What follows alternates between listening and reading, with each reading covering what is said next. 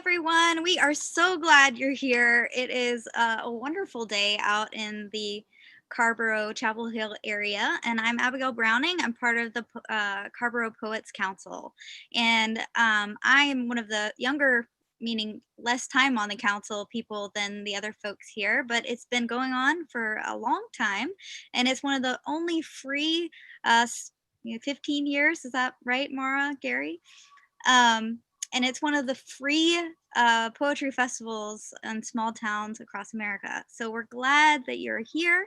And we hope you've gotten to do some of the other things that we've had going on this weekend. We've had a virtual open mic, which has been wonderful. Folks from all over the country can submit videos of themselves reading their poem for the festival, and we put that in a playlist. We also have a community poem that just went live today, was edited by Ellie Bookman, where several people, some in the audience here I have seen, contributed a line and now are published on our website. So we are so glad that we have so many people involved in this festival, and tonight is kind of our finale. We have 6 poets, and different Carborough Poets Council members are going to be introducing each of them. So really, I'm just here to introduce the whole festival, welcome you in, hope that you come this year and all the years to follow, that you invite your friends, check out our Facebook and our website, and that you just enjoy. I also wanted to say thank you to our sponsors, which I've put in the chat, which is the Carborough Tourism Development Authority, and also the Recreation Parks and Cultural Resources Department in town of Carborough. Charles Harrington in particular. Also love to thank Ralph, who is our technical genius, and Paul Jones, who was very instrumental in the open mic this year. And then I would love to turn it over to, before I do that, again, the other thing we had was CJSuitt's amazing workshop, which some of you got to come in for. There's another community poem on our website that you can check out that we wrote during that workshop together. But as we go into the main event, the featured reading here, I would like to turn the mic over to Carborough Poets Council member and dear friend, Susan Spalt. Thank you, Abigail. And what a workshop it was last night. CJ, I hope you hear this because it was truly fantastic and we thank you. CJ does it all. He is a community organizer, an arts educator. He has performed in plays at national and local music festivals, and he has brought poetry to those most in need of a voice, youth, inmates, and students. Most of all, he's a performance poet who truly uses his poetic voice for change. He has made performance poetry an important part of our community, and we all celebrate his recent appointment as Poet Laureate of Chapel Hill. Please check out his impressive bio on our website. And one thing about CJ, once you have heard him perform his poetry, you will never forget him. I am honored to introduce you to CJ. Thanks to all of you for your participation, and thanks to CJ for all he has done for our community. Enjoy. Hello, y'all, wherever you're at. My name is CJSuitt. I'm the first Poet Laureate of Chapel Hill, North Carolina. Such a pleasure to be back here at West End Poetry Festival. I'm going to share a few pieces with you here. The first is from an at-home residency I did called Trust Your Struggle. It's called The Sphinx.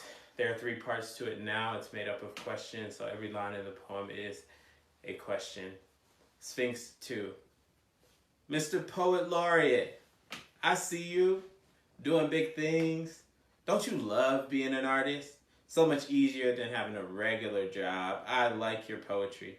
Will you write me a poem about how beautiful I am? I like your poetry. Will you do a poem for me now for free on this date, at this bar, in this parking lot, at my fundraiser, at my friend's birthday, at my birthday, share at my house? I don't have much. Are you down to make it work? I'm sorry we didn't have more. We spent a lot on our keynote. You should have asked for more. Will you come talk to my class? For free? That was so good. You could rap. Do you rap? What do you mean is different and the same? I love poetry and art in general. I was a poet once.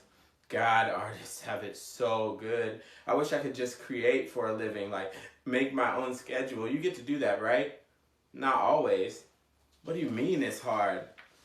Challenging. How can it be hard to write poems? Right? Right? Right? Right wrongs with songs? That's a good line. You should put that in your next poem. Have you been on Button Poetry, Verses and Flow? Do you know Andrea Gibson? Do you know Buddy Wakefield? Do you know Portia O? Do you know Saul Williams? Do you know Danez Smith? You do? Do you know? Have you heard of? Have you heard of this program? Do you know about that fellowship? You'd be perfect for it. You should apply. You should apply. You should apply. You should apply yourself. What do you mean you're tired? How do you make it all work? How do you find balance? How do you find shape without the container of a cubicle? Poetry is the container. Expansive, emergent, but like how though? That sounds hard. I don't know if I could do that. If I could, I would though. I want to write like you one day, be like you one day, brave like you one day. My story is powerful. If I don't tell my story, someone else will. Okay, but for real though, how much you make off poetry? What do you mean it fluctuates? Still sounds cool. Have you ever been published, like not self-published? Can we publish your poem for free? Why are you so quiet, poet? Use your words. Speak, poet. Rap got your tongue. I bet you're always thinking of poems in that magical mind. Is this a bad time for a rhyme? I bet you get this all the... But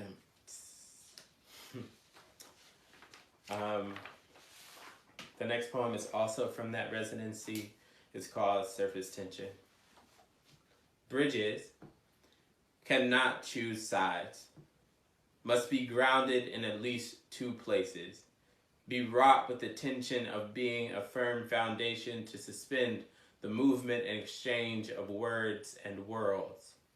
I remember awakening to animation suspended, hanging in between identities, arms stretched between Oakland and San Francisco, Brooklyn and Manhattan, Franklin County and Orange County, a poor boy from a wealthy college town, between white theater kids at school and black family and friends at home, between football teammates and a fear of contact, a church boy into science, asking questions like, who was King James?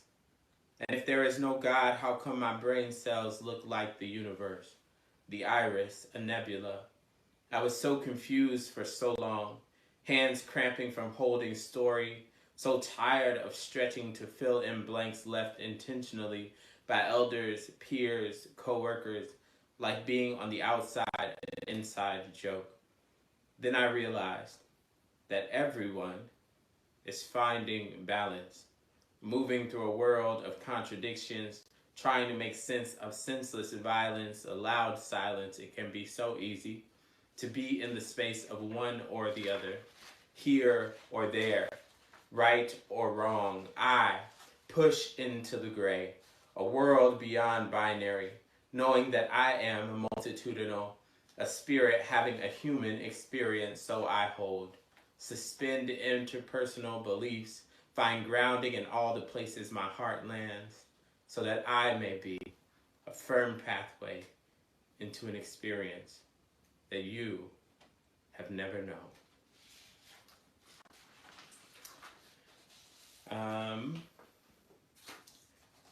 One more, because the residency was just so fruitful. Dysphoria. This body is weapon when it does not mean to be. Demands space it does not ask for. An heirloom cursed and blessed, a vessel brimming with possibility and expectation. I remember not having this feeling of otherness, constant astral projection, being here and not. I know this place too well. Still trying to figure out how to uncage the maze that is existence here in the now. Current prescription, whether to take this or not. How to live fullness in a world so small. This body repels, falls victim to the gravity of perception. The body is not a weapon. though it can be formed into one, sharpened, forged, wielded, clenched like a fist or a sphincter. I be more sphinx, all questions.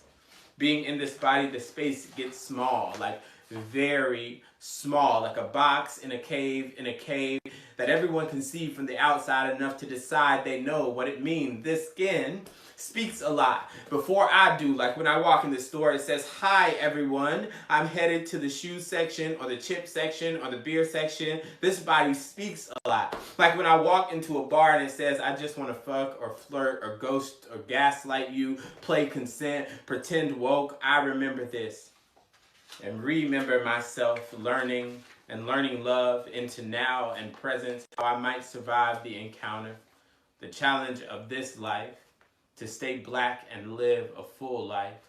The staying is so much harder than the being. I'm asked to deny myself 3 times or more every day, to say that I am not what I know myself to be.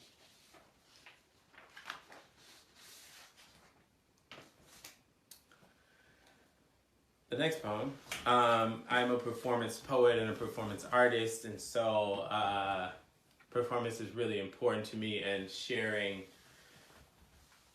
poetry with some feeling. You know, I'm born and raised in the Southern Pentecostal church, and so I feel like I went to church every Sunday, seeing preachers take a 2,000-year-old story, wrap it up in a metaphor, and give it back to people in a way that they could apply it to their daily lives.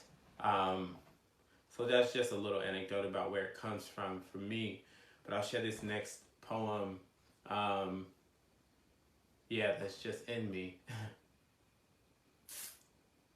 It's such a good feeling to know you're alive. It's such a happy feeling. You're growing inside, and when you wake up, ready to say, "I think I'll make a snappy new day." Such a good feeling, a very good feeling. The feeling you know that I'll be back when the day is new, and I'll have more poems for you. And you'll have things you want to talk about, and I will too. Life knows me too well. From the minute I burst from her shell, I just yelled my first memory. Consists of a last kiss and a death wish. A fading photograph and a cracked concrete epitaph that reads, "When my outer is ugly, it's my heart that laughs last, patiently waiting with pen in grasp. I clutch the last bits of liquid sanity, ink, and pen a permanent self-fulfilling prophecy like laugh now, cry later," but I really wrote in reverse, cry now, laugh later, because when I am old, my feeble soul may need the medicine of laughter. When it's mind over matter of fact that I am more than just a bad joke put on a 1986 record, and my pen glides like a bald eagle with Parkinson's, it gets a little difficult to write in the silver lining in my art. There's a kite string of a dream crash landing face down in a stream of consciousness, rescued by a pen and pad, revived by a poet, the poems, my patient, imagine diving headfirst into an ocean of oration, a synapse sea full of gray matter in my first memory. I am a poet, full of all the issues and baggage in the world, like a shopping mall, a suitcase tongue, air my laundry under the spotlight so I can dress clean in the audience, pack light to keep my skeletons clothed, to make sure metaphors and similes fit over heads, not go over heads. Each morning I wake up sober or dead every day. Every day is a rebirth. We must die in order to appreciate living fall. In order to develop the balance to stand, my hands are cracked with carpal tunnels, road mapping the universe. This is the truest verse I ever wrote. Me taking notice of my notes, written in the margins of high school papers, playing as a soundtrack to college lectures. This world has taught me I would be forever lost if off the college course. Diallo telling me that upon giving in, they will one day dance on my conformist corpse. So I Dance to the soundtrack, bound back in decibels of defiance, resounding loud as rolling seas are 6:23 on a Tuesday morning. Born, black skin so heavy with history. Mama says my cry sounded more like a freedom song, a black power poem, sprinkled with innocence that a month before I was kicking peanut on nursery rhymes in the workshop of her womb. Water broke like Hurricane County Creek water baptism on an uncomfortable swimmer. I said, water broke like Hurricane County Creek water baptism on an uncomfortable swimmer. When she held me for the first time, my back cracked like the spine of a book. She carried me for 9 months before she was able to C-section. She never knew she bleeds so much from a paper cut every day. Every day is a rebirth. This poem has chosen me. These poems are choosing me. They are strumming my vocal cords in Santana sonnets, a black magic mantra, soundtrack to my life. The quarters of the classroom took a cacophonous for the rhythm of soul to paper cadence, so I pumped up the volume on my voice that marched military meter against the mainstream good intent artillery fought stigma with stanza. My first memory consists of a last kiss to the ivory tower, and a death wish in the hopes of being reborn with a true appreciation for this gift in spite of the rumors of a fading photograph future. And I am standing at the cracked concrete tombstone of a money marketing scheme that teaches me to think outside in, but a pen taught me what it really means to be free. I chose my weapon as wisely as she chose me.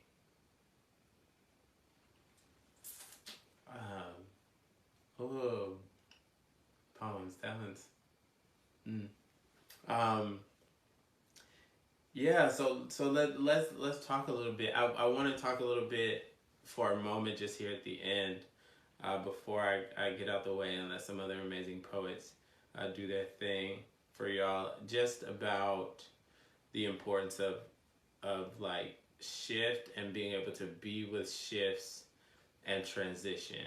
I'm a person in my life for whom my astrology, if you believe in that, you get down with that. My astrology means that I'm always going to be in a state of change and shifting. And so it is a thing that I've gotten used to, definitely with some help from my elders. My mama was good at supporting me in entering the unknown and really just trusting that things are going to be all right and things are going to work out. I grew up outside the rural buffer in Chapel Hill. Later went on to do work and still consider Oakland, California in the Bay Area a second home. But growing up in Orange County, we didn't have much. We didn't have a whole lot. Not running water for many years, taking a bath in the tub in my living room when we were really young. Bologna sandwiches, Vienna sausages, like just making it. And I think in that time I learned to trust.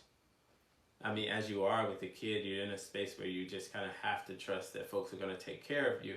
But particularly what I learned in that time, when things got hard, when things got difficult, when things shifted very fast, I learned to be with that process. And then I grew up to meet a mentor of mine who says to me very clearly all the time, he's like, all we have is the process. And we have to go through it to get to it. And so it's very, very important to me to embrace change and shifts and be willing to question and be with the questions that arise as I live this life on this planet. And in order to really just like make the most of it, and really be open to new opportunities and new spaces, new places, just super important to me to be able to be adaptive and emergent and show up in a space and have one plan and then be like, oh no, that's not what this space needs. It needs something different, and be able to meet and show up for that desire or that need in this space. I think particularly working with young people got a plan of their own most of the time. And it's just like very important as an adult now who works with young people to just always be willing to change up and be willing to like embrace that as a part of the process, and whatever needs to happen will happen, and have a tremendous trust for whatever needs to occur in a space it will, and not have to have a tensile nature and really be able to stretch. And a big piece, and one of the pieces that I read a little earlier, was speaking about bridges, and a core tenet of my work is that bridges cannot choose sides.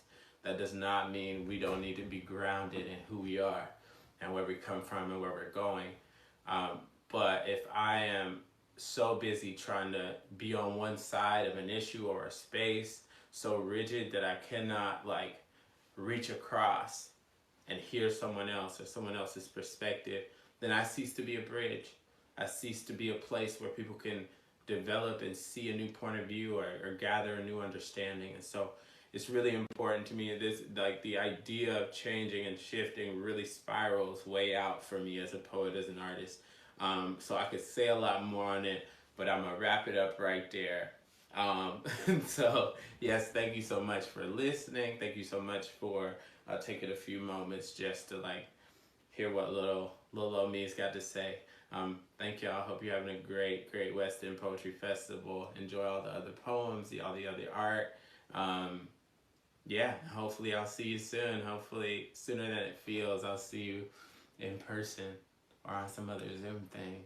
Much love, peace from me to you.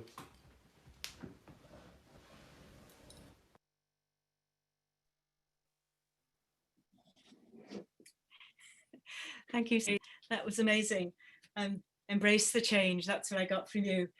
Be with the questions that arise. I think that we're all of us carrying phrases from what you've just read. Thank you. I'm here with the great pleasure of introducing our next poet, John Murillo. It was Carborough's Poet Laureate, Fred Joyner, who first introduced us to him and said that he would read his poems at the West End Poetry Festival 2020. And we're so glad that John was able to join us all here and now, and also thanks to YouTube and recordings, he'll be here for everybody into the future as well. John is on record as saying that for a poet, talking about publications and awards is decidedly secondary. Though in that interview, he used a rather saltier term than secondary. So I'm going to skip over those details and let you look them up on the internet and also on our website, where we have bios of our featured poets. The real work of the poet, said John, is simply to write, to publish well-written poems grounded in the real world, in a language real people can understand. He also says that he believes that literature has the potential to make us more human. Poetry, drama, literary fiction, creative nonfiction, when done right, can show us exactly who we are and who we still might become, for better or for worse. He doesn't just say this, he's not just talking, he's walking that walk. You'll know it when you hear him reading, or if you find his poems in print, either online, on his website, or in his two collections. Those are Up Jump the Boogie and Contemporary American Poetry. This is what other people are saying of his work. The poet Yusuf Kumanyaka wrote, "The pages of Up Jump the Boogie breathe and sing. In these honest poems, no one gets off the hook." And then the poet and critic Rigoberto Gonzalez wrote, "John Murillo speaks hard truths about the violence that afflicts our communities, our bodies, our stories.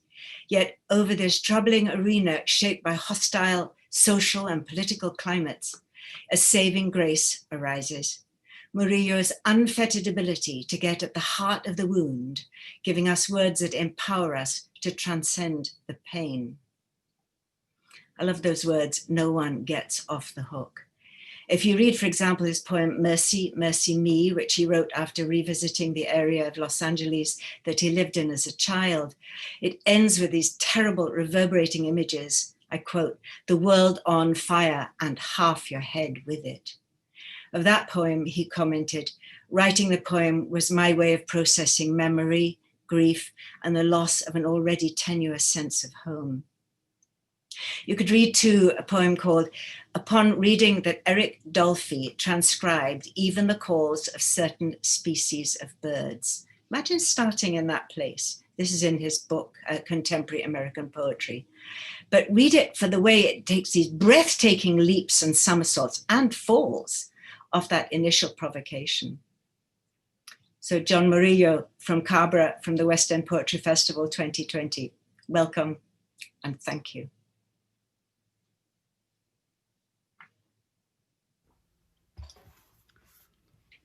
All right.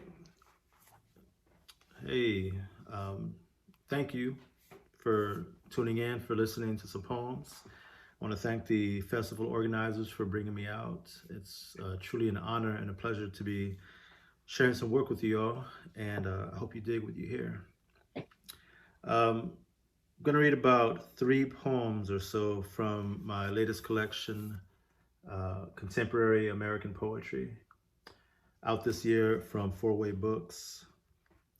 And yeah, so I'll start with the first poem in the book called On Confessionalism. Not sleepwalking, but waking still, with my hand on a gun, and the gun in a mouth, and the mouth on the face of a man on his knees. Autumn of '89, and I'm standing in a Section 8 apartment parking lot, pistol cocked, and staring down at this man, then up into the mug of an old woman staring, watering the single sad flower to the left of her stoop, the flower also staring. My engine idling behind me, a slow moaning bass line, and the bark of a dead rapper nudging me on, all to say someone's brokenhearted.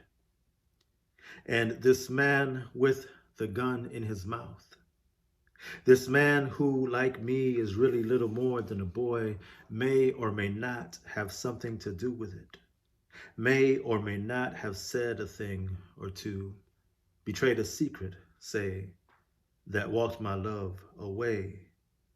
And why not say it? She adored me, and I, her, more than anyone, anything in life up to then, and then still for 2 decades after, and therefore went for broke. Blacked out and woke, having gutted my piggy and pawned all my gold to buy what a homeboy said was a Beretta. Blacked out and woke, my hand on a gun, the gun in a mouth, a man who was really a boy on his knees. And because I loved the girl, I actually paused before I pulled the trigger. Once, twice, 3 times. Then panicked not just because the gun jammed, but because what if it hadn't? Because who did I almost become there that afternoon in a Section 8 apartment parking lot, pistol cocked, with the sad flower staring?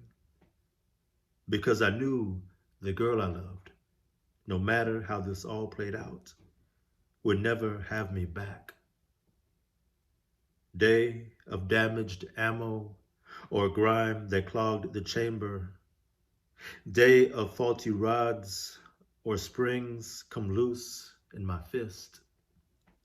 Day nobody died. So why not hallelujah, say amen or thank you? My mother sang for years of God, babes, and fools. My father, lymph node masses fading from his x-rays, said surviving one thing means another comes and kills you. He's dead, and so I trust him. Dead, and so I'd wonder years about the work I left undone. Boy on his knees, a man now, risen, and likely plotting his long way back to me. Fuck it. I tucked my tool like the movie gangsters do and jumped back in my bucket. cold enough day to make a young man weep, afternoon when everything or nothing changed forever. The dead rapper grunted, the bass line faded, my spirits whispered something from the trees. I left, then lost the pistol in a storm drain, somewhere between that life and this. Left the pistol in a storm drain, but never got around to wiping away the prints.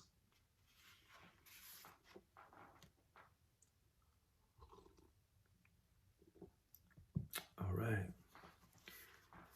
So I think I'm going to read a poem that I don't usually read. Um, and it's a poem dedicated to one of my teachers who has over the years become also a friend, and proud to call him a friend and proud to be a friend of his. Um, I started this project um, when I started writing poems that end up in this book, uh, where I wanted to give flowers to people while they were still here. Yeah. And the book, I should say, is dedicated in part to another of my teachers, the poet Philip Levine, um, who passed away a few years ago. When he passed, I started to think about the ways that we often wait until people are gone before we tell them what they mean to us. So I had this idea that I would start writing poems to people who have been instrumental in my work and in my life, and to gift these poems to those people while they were here. Um, it just so happens that by the time the book went to press, that only one of the poems was ready for prime time. I have others that I'm still working on, but this is the only one that's actually done, and it's dedicated, well, you'll hear in the title. Dear Yusef, again, last night, I caught Medusa sitting in my living room.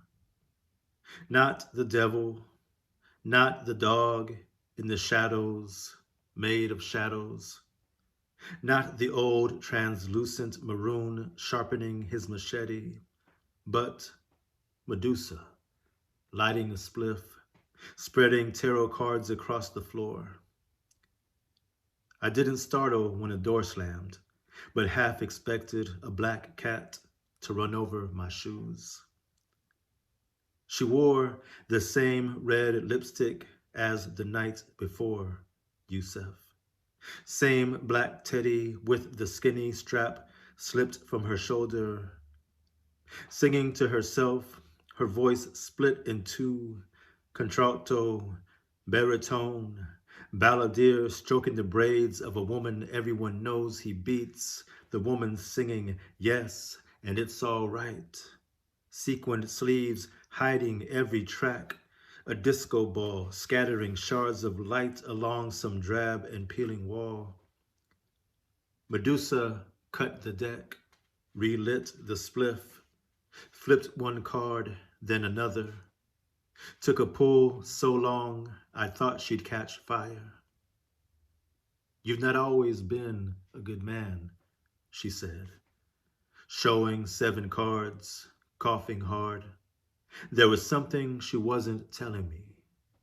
She liked that I didn't ask, liked how I watched her dusting ashes from her thigh. I see trouble finds you easy, hey boy. I pulled her onto my lap, or I slid myself somehow up under her. I can't remember which. She singing yes and it's all right. Then slipping the joint fireside first between her lips, she took my face in her hands and shotgunned a cloud into my open mouth. Some nights, Yusef, the serpents curse my name. Some nights they tell me secrets.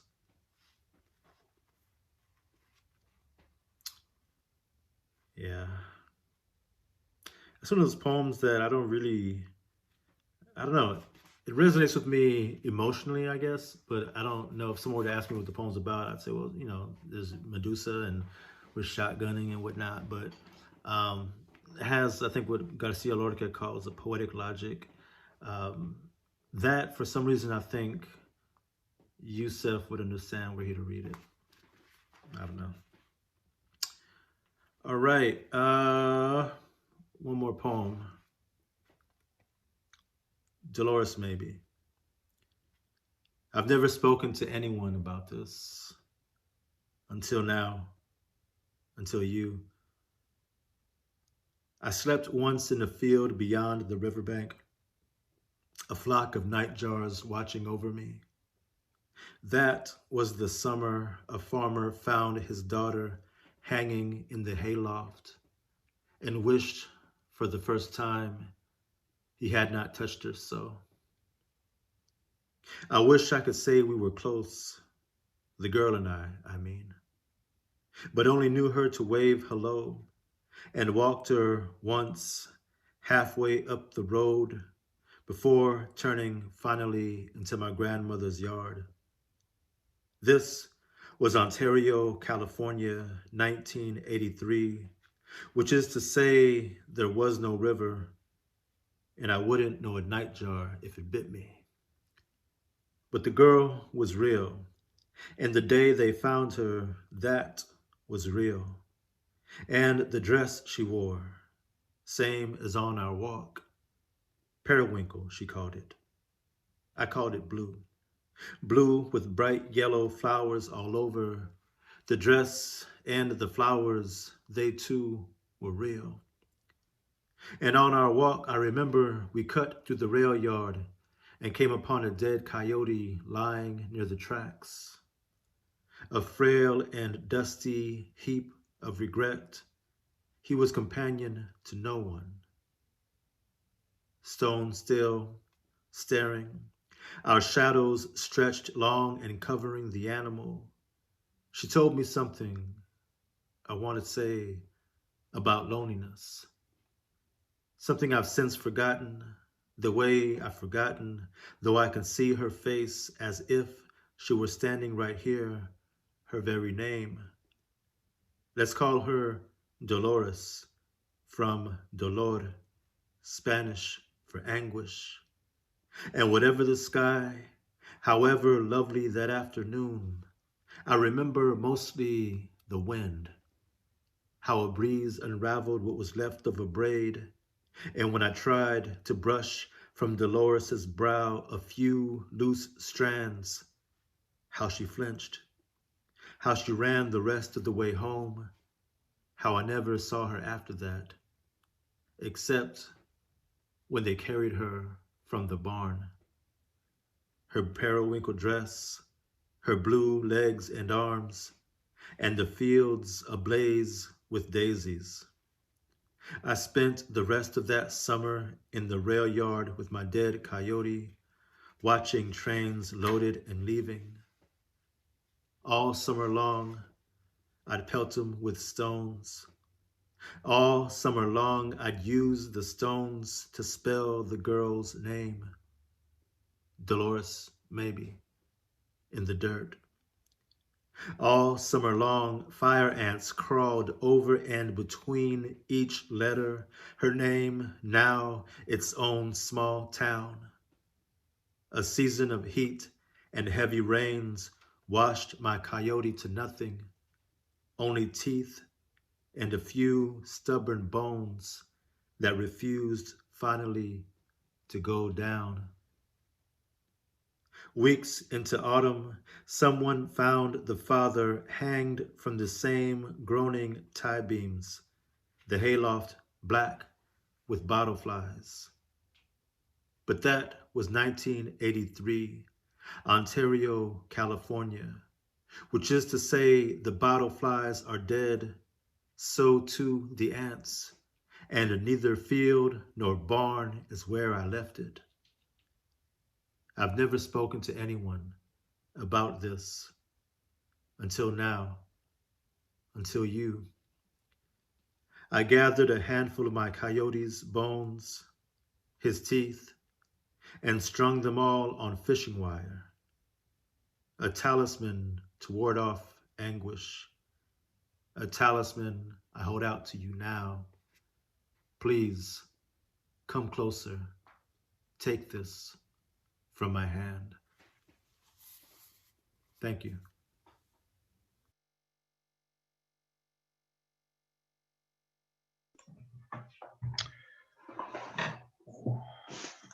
Wow. Thank you, John. What a special place we are in. And the gifts will continue to come into our basket. I am so happy in this moment to have an opportunity to welcome Rachel Hadas to this circle, a fantastic poet, co-inhabiting New York City and Vermont. She has published many books of poetry and prose and translation. She's very interested in translation. Her newest book of poetry that will come out in the fall, maybe a little later, is Love and Dread, which contains one of my favorite poems of hers, which we read to each other this week in our poetry council, and which she will read tonight. Since I've had a chance to take a peek, I know that her pieces are musical and they involve video. Her husband Shalom and she created images to go along with her poetry, which is a treat. She's an endowed professor of English at Rutgers. She is the recipient of a Guggenheim and the O.B. Harrison Poetry Prize. I love her book, Piece by Piece, and her newest book, Poems for Camilla. We also have connections. Her wonderful son is a friend of mine and lives in Silk Hope, where she owns a farm with him in Silk Hope. And I'm not even going to tell you the story about how a year after we met, her brother-in-law turns out to be the best friend of my wife's first husband. Welcome. A special treat, Rachel Hadas.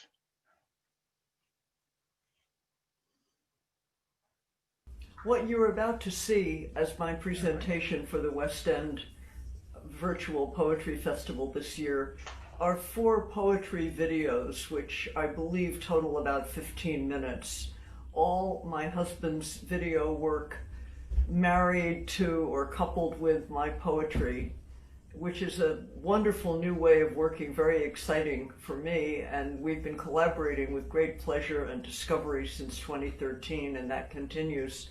So instead of seeing me, a talking head, on screen, you'll be seeing 4 works of art with not necessarily only about the poetry, but clearly featuring the poetry. I hope you enjoy it. I'm delighted to be participating in this festival, and of course we're sorry we can't be there in person.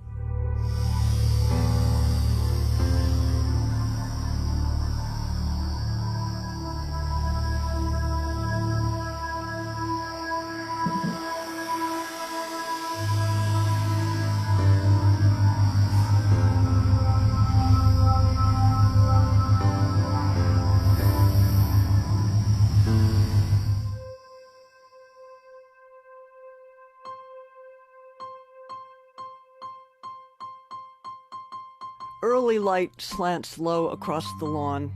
Cup-like, this little valley brims with sun. Pages fill and empty. In the midst of a still morning, nothing's out of reach. Decades fade, the past glides into range, recoverable. A pristine cobweb caught motionless in one slat of morning light. You're on your daily walk uphill and back. Summer's end balances autumn's start. One apple falls without a breath of wind, but fruit past countings hidden in the tall wet grass. Like this valley now, my heart is full. I start to climb the hill toward you. My soul flies out to greet you, coming down.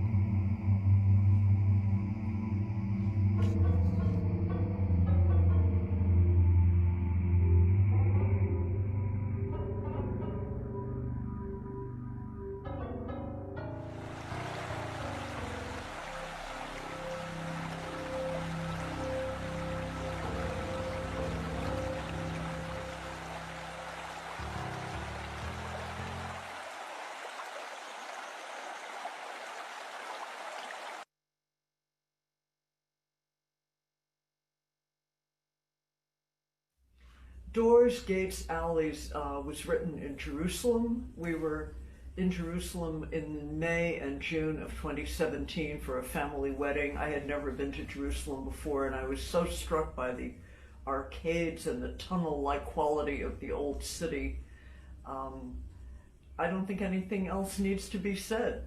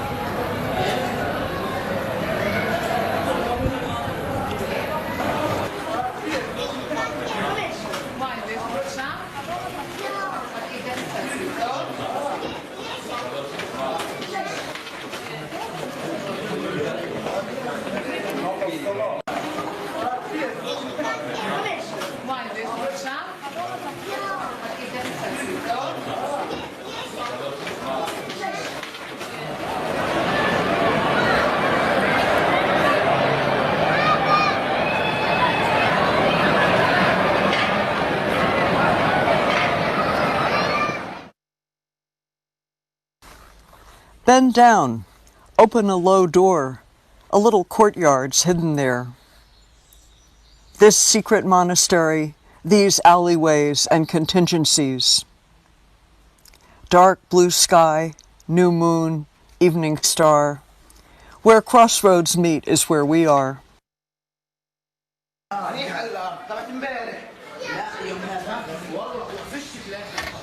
So many alleys, how to choose from all the possibilities. Take any path and off you go. The consequences follow you only so far and then get lost in the last alleyway you crossed.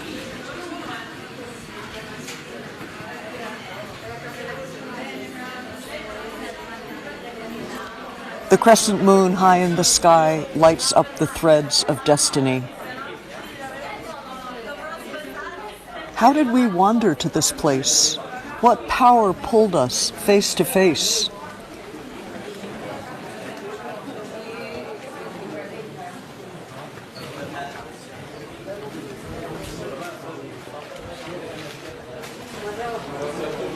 Sunset in Jerusalem, throngs of people scurrying down to the wall or else a door that opens to some secret stair. Almost trotting, they brush past. Even New Yorkers aren't this fast.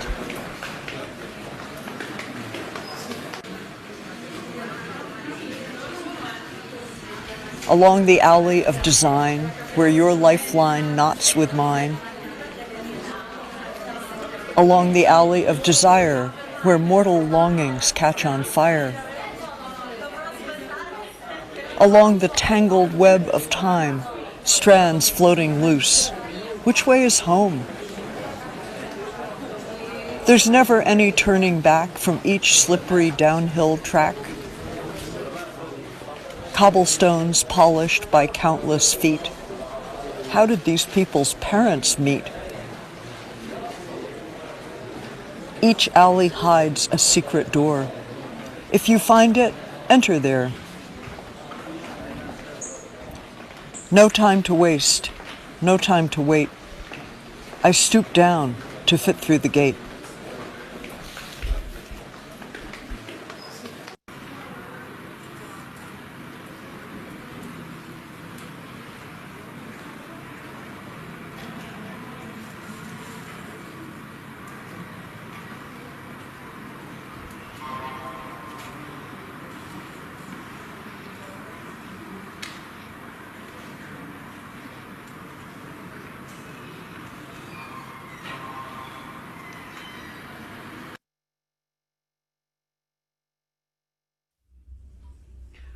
this poem in 4 parts was written in 2014 and 15 in the process of making the film Elegy for Stevenson Magloire, which my husband made. I did the poetry about a Haitian painter, Stevenson Magloire, who was assassinated in 1994. We were down in Haiti talking to people, and I wrote some sort of chorus-like poems for this film. And at the end, without really consciously making that decision, I was speaking in the voice of Stevenson himself, talking about how art survives us.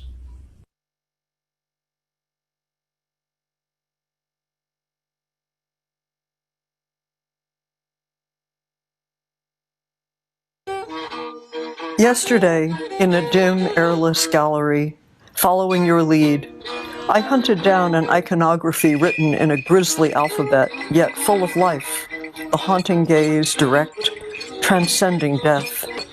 Death had, in winning, lost. Art trumped death, and life trumped art. Last night, I gave you space and found myself at the border of a far province in the king-sized bed, a dimly lit hinterland where paintings ruled of the same painter, mysteriously killed, stoned to death. Lapidated was one word. Assassinated. Why? A mystery to be solved by iconography? Death had won, but also death had lost.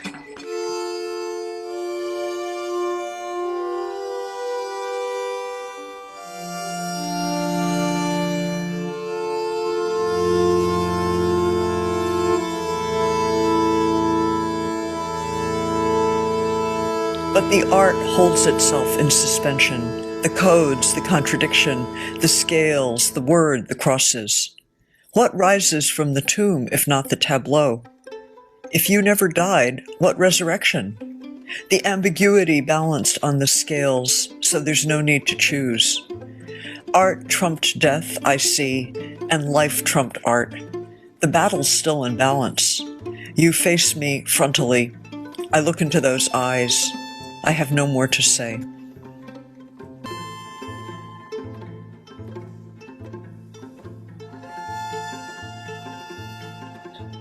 You trace me back and back to further questions, but all the time I was behind you laughing.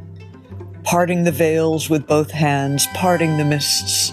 The investigation comes upon a blank wall or a dark room empty of furniture and full of smoke. That painting there, does that hold the clue, or is it an illusion too? Our candid, soft-voiced informant, it turns out, has been lying. If we cannot believe everything he says, can we believe anything?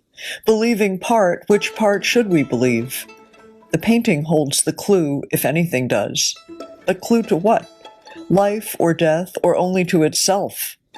These scales, this key, this code all play their part. Do not lose anything. Everything is a key. I have no more to say.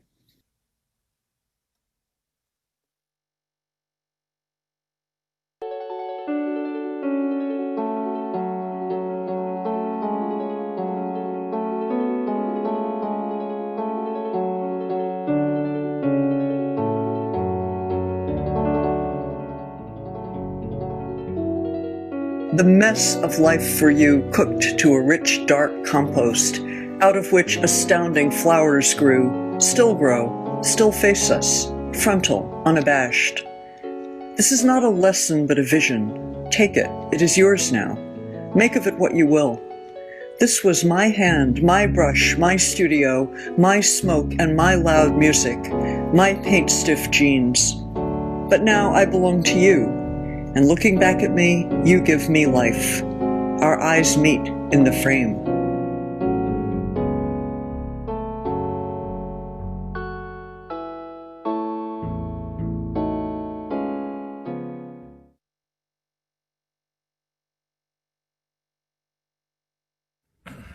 Love and Dread was written early in 2017. A number of things happened.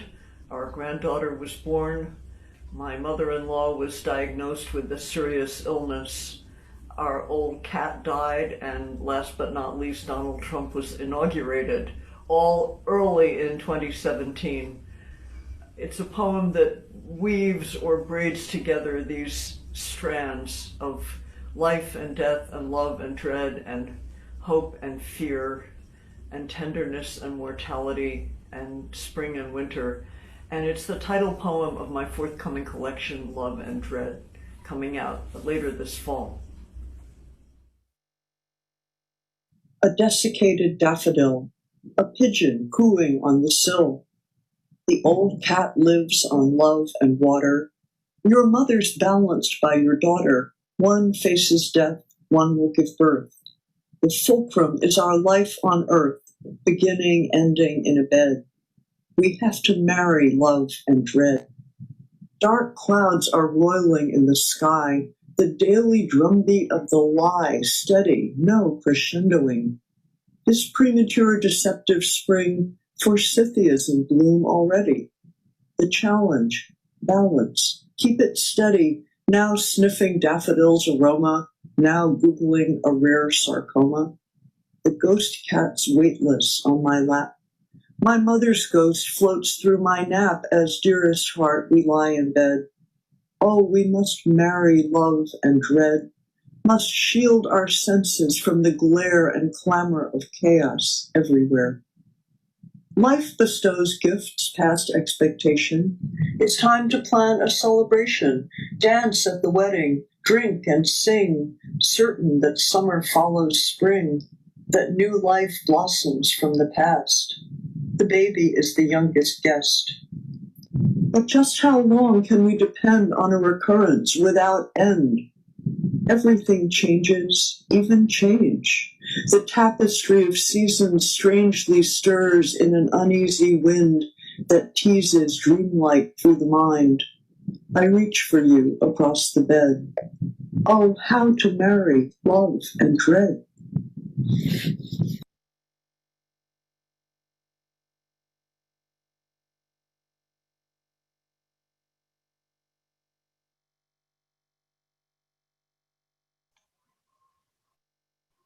Oh my, Love and Dread.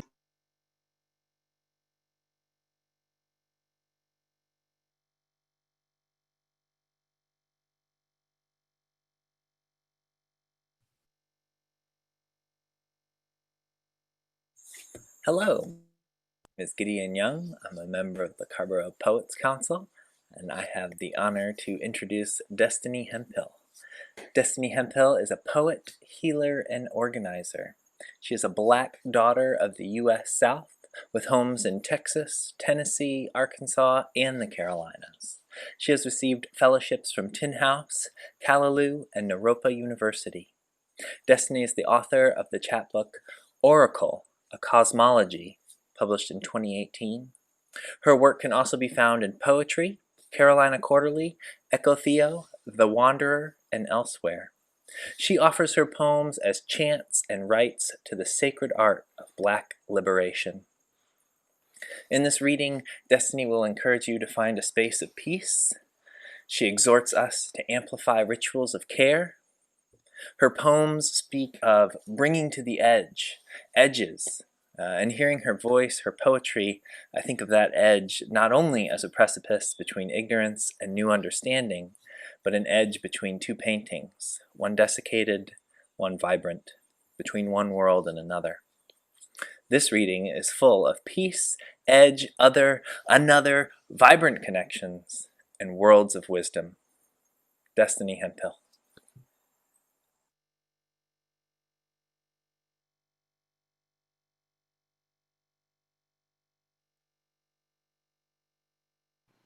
Hey y'all, this is Destiny Hemp, and I'm going to read a few poems for you for the West End Poetry Festival. I hope that wherever you are able to access some ease and gentleness. And if it's challenging, because for so many of us, it is. I hope that there's some comfort in knowing that everything is temporary. The poems that I'm going to read are from my manuscript in progress, The Mother World Devotions. And That manuscript is written in immense grief and also immense belief that another world is possible. And it's thinking about the apocalypse as signaling, instead of the end of the world, the end of a world. And acknowledging that the world that we inhabit right now is only one of many worlds that have existed on this planet. And it's a world that's been constituted by anti-Blackness, colonial brutality, and capitalism. And once that world sheds, it's possible, holds the possibility that we can usher in ritual and structures of care that sustains all life, particularly Black life, and that some of those rituals and structures of care are already available to us in the present. It's a matter of proliferating them as practice, and amplifying them. So before I read, though, I invite you to just take a breath with me.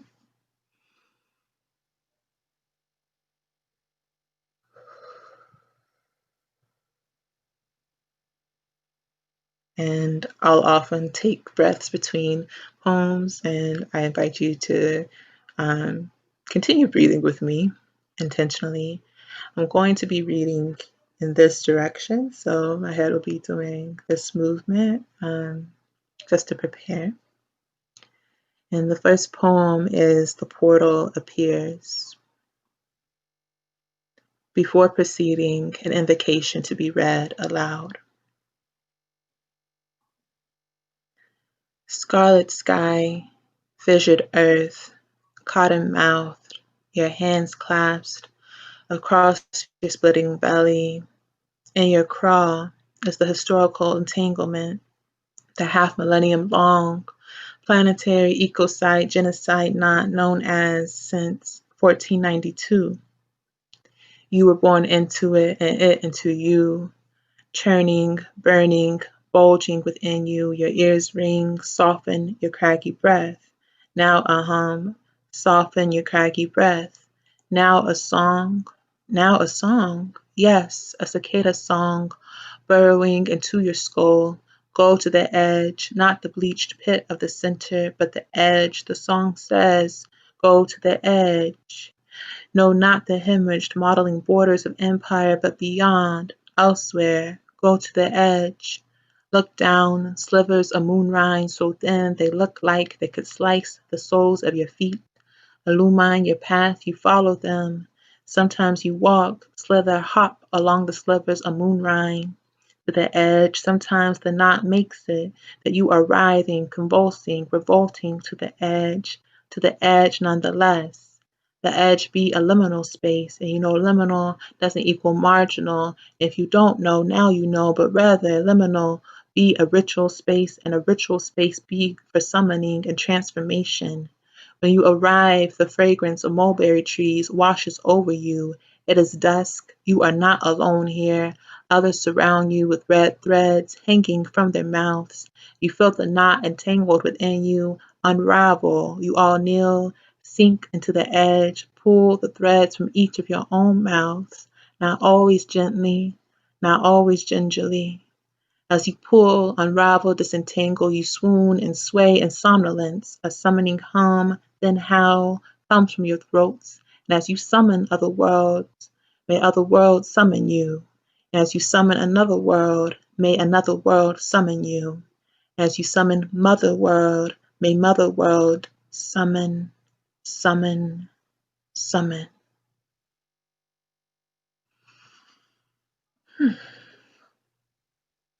This is dispatches from the now here. 1. In the now times, this is what we know. To build a mother world is never easy, not when a silence stews, sulfur stench of hunger brews on our breath. And yes, we can remember what the prophet mother saying in the oracles of Mamanim. Y'all be sweet now to each other, you hear?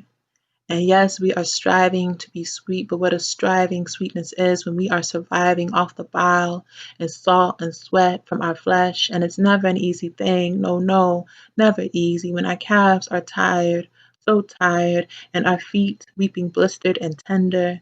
Not when we have to hide in the same trees that we know fugitives before us had to hide in. Not when we are hiding in the same trees that others were hanged from. 2. This is what we know, that when it is not easy, this makes it even more necessary to be sweet with each other, even more necessary to dream with each other. So we find a patch of earth that still has soil, lie down, fingers interlaced like mycelium. And it's never an easy thing when we feel pebbles under our elbows and at the surfaces of our spines, dust in our nostrils and in our dry throats. And it's never easy when we are hungry, not metaphorically hungry, but hungry, hungry, and thirsty, not poetically thirsty, but thirsty, thirsty. And it's never easy once we've fallen in dream with each other and get to a crossroads, and there's always a crossroads. Tonight, some of us want to go away where some get honey, but not all of us. And what determines what gets us fed is arbitrary, like our hair, or our age, or our tongues, or our gender, or how we love or express our rage, or our hue, or what we can or cannot do with our bodies. And some of us cry in this dream, but something is better than nothing. And some of us cry in this dream, but we said we weren't going to settle no more. We said we came to unsettle. And some of us scream because it's the only way to get some of us to know we care about this. And some of us scream because it is the only way we know to prove to our own selves that we care. And some of us furl our fists because we are so used to fighting this way, have had to fight kindred before, and will fight them again if it means we can survive. And some of us furl into ourselves because we have fought enough, lost enough, are still fighting in so many little ways, and just want to, if only for a little bit, rest. 3. This is what we know. We practice dreaming together, not because we know the place of our dreams will come true, but because we know that what we dream is possible by virtue of our dreaming it. 4. This is what we know, the place we are seeking, the place that we call a good place. It's a place that others have believed to be nowhere, have designed other worlds like our receding one in such a way so that this place that sustains life like ours, sustains Black life, is nowhere. And we are bold enough to believe that we can create it to be now here. This is what we know. We did not come this far to recover who we once were, but to recover the desire to be who we need to become.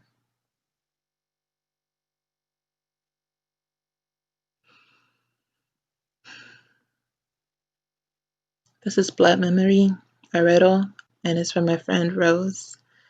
And the names mentioned belong to some of my maternal ancestors.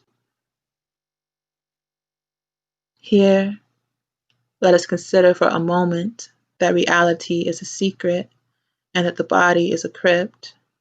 Let us consider for a moment the specter that since the body is a crypt with secrets that Mabel, Nellie, and Lucinda hide in yours. The specters that you sense, like the spirits Lucinda feigned not to see or hear. Again, what secrets did Mabel, Nellie, and Lucinda bury in you when they conspired to connect their lineages? Yes, the spirits Lucinda feigned not to see or hear, the baby that Mabel had to give away, the baby that Nellie tried to keep alive. When they conspired to connect their lineages, they conjured you. The baby that Mabel gave away, the baby that Nellie tried to keep alive. When you try to speak grief, your tongue swells with the heavy endowment that they conjured you, and you know your mother's blessed your sacred mouth and all that it holds therein. When you try to speak grief, your tongue swells with the heavy endowment that even in your dreams, your voice abandons you. But don't you know your mother's blessed your scared mouth and all that it holds therein? The shells and the poison, the atmosphere and the moth wings, the skin. Still, even in your dreams, your voice abandons you in search of a planet untethered to the shells, the poison, the atmosphere, the cicada wings, the skin, in search of rest in the blue spaces between language, in search of a body, cosmic or not, untethered to reality as a secret, in search for rest in the blue spaces between language, here.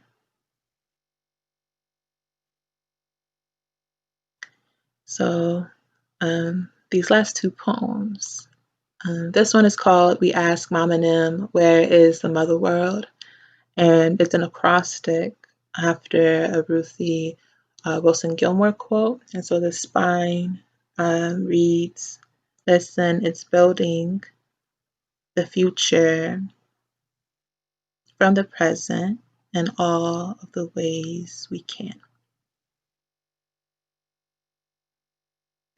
Listen, it's in, not at, and the whistle and hiss, the steam of your breath as you chant, we ready, we coming, atop of a jail building in ruins. Yes, it's in your breath, and in the never dwindling kindle of your fingertips as you reach out and touch the hands of your kindred, the living and your dead who keep you here, right here where we offer ourselves as the remains of the remaining future.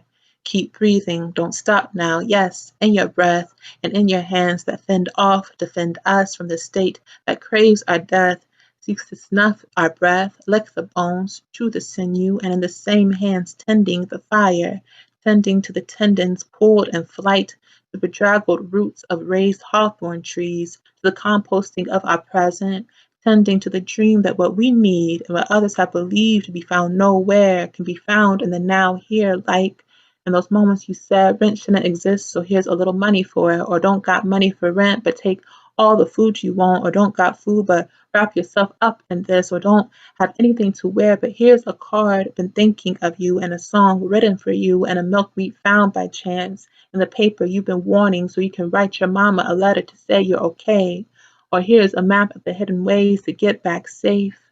Listen, we've already been molding and shaping, spinning and folding, birthing and sharing. Can you feel it?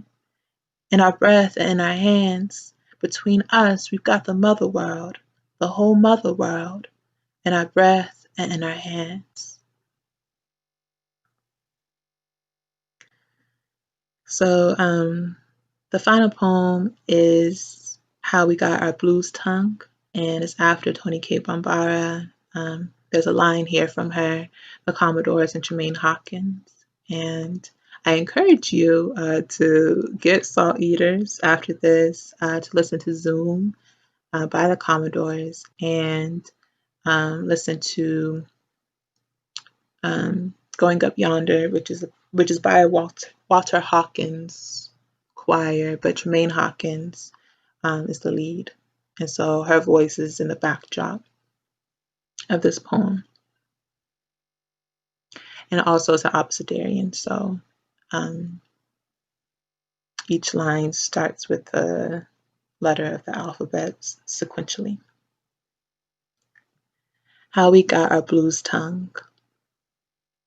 And the augurs among us direct our gaze to the sky, all alluvial, breaking through, breaking blue, and we open our mouths to catch the cerulean, catch the rugged blues again on our tongue, blurred and bruised.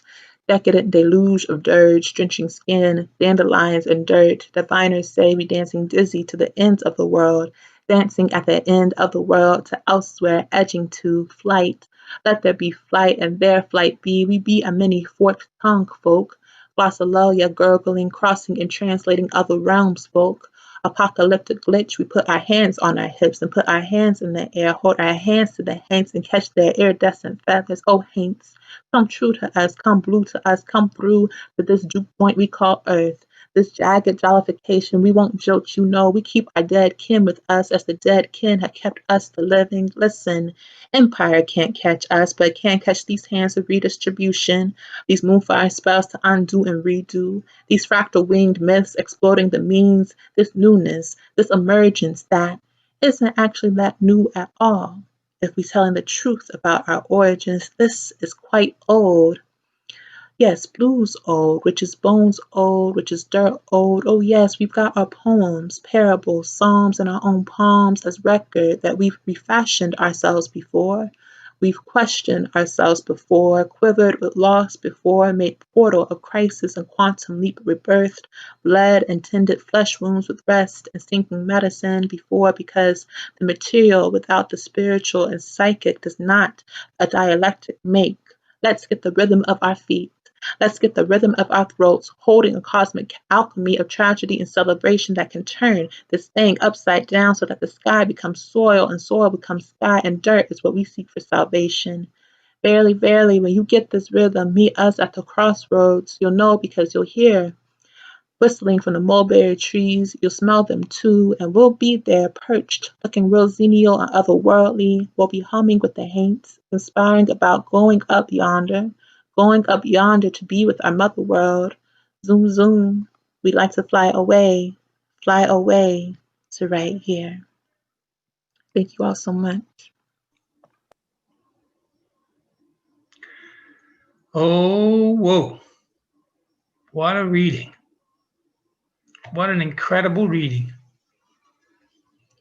And we still have two rich, amazing, extraordinary readers before us. Michael Glaser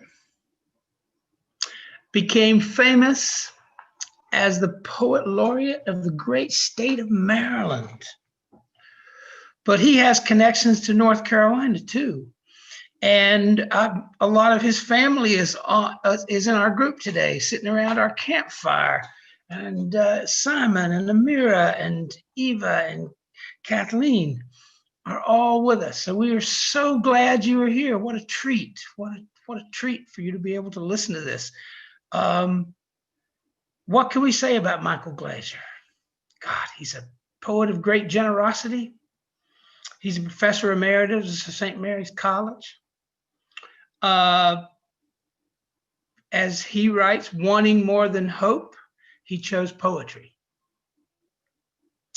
He has written many books, including A Lover's Eye, Being a Father, and Disrupting Consensus. In this piece you are about to hear, he has an extraordinary poem about our pandemic, about the coronavirus. And he posits, what if we could look at this as being a womb instead of a tomb? And I love that image of our becoming through this. Extraordinary, more connected, not less. More purposeful, not less. His newest book is Threshold of Light, and it received the Bright Hill Chapbook Award. But one of the things that I love most about his work is his engagement with the great and extraordinary African-American poet, Lucille Clifton. He co-edited the complete poems of Lucille Clifton and edited Conversations with Lucille. And both of those are extraordinary, as she was extraordinary. In his statement on his website, he quotes Lucille, who says that poetry gives us windows to broaden our perspective and gives us mirrors to reflect our own experience. I think that Michael Glaser does both. And I think you're in for a real treat in this beautiful reading that's about to happen. Hello, Michael. Good to have you come and present to us. Take care.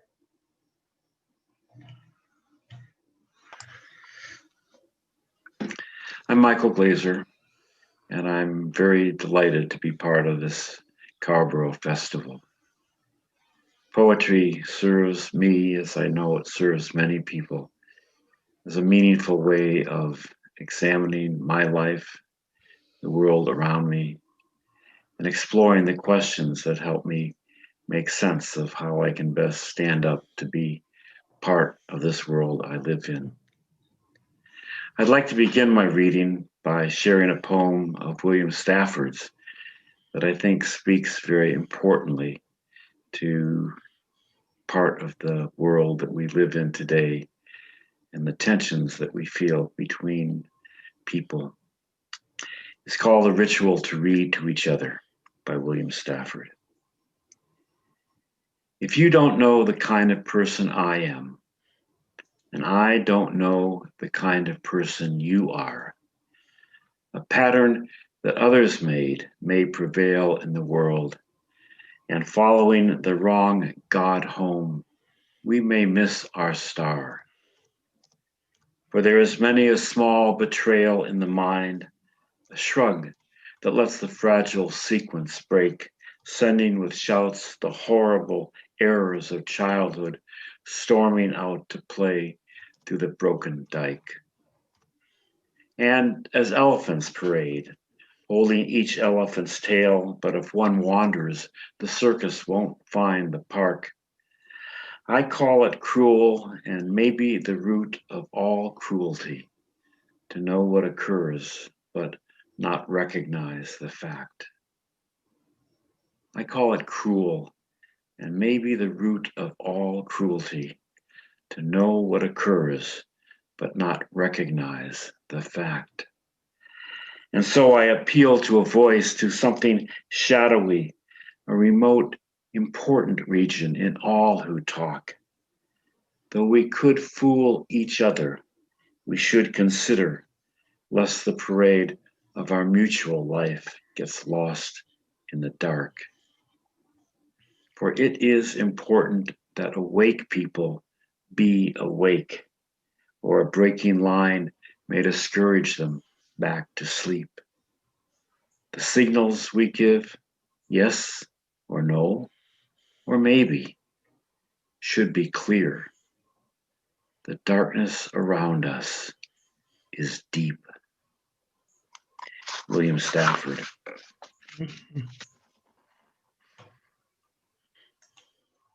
Poem about COVID-19, beginning with the epigraph, a quotation, an important quotation that you may have heard from Valerie Kaur.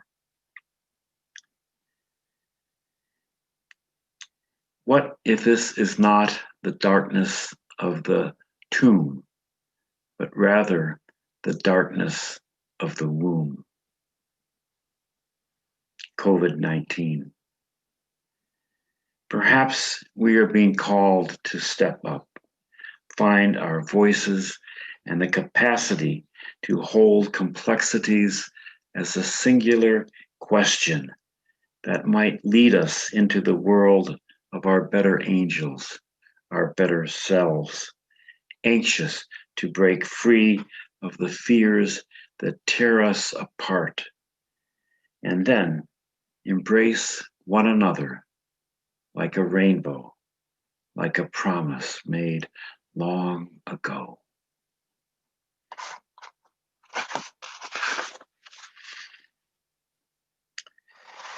When I was in elementary school, all my life actually, I've been a terrible speller.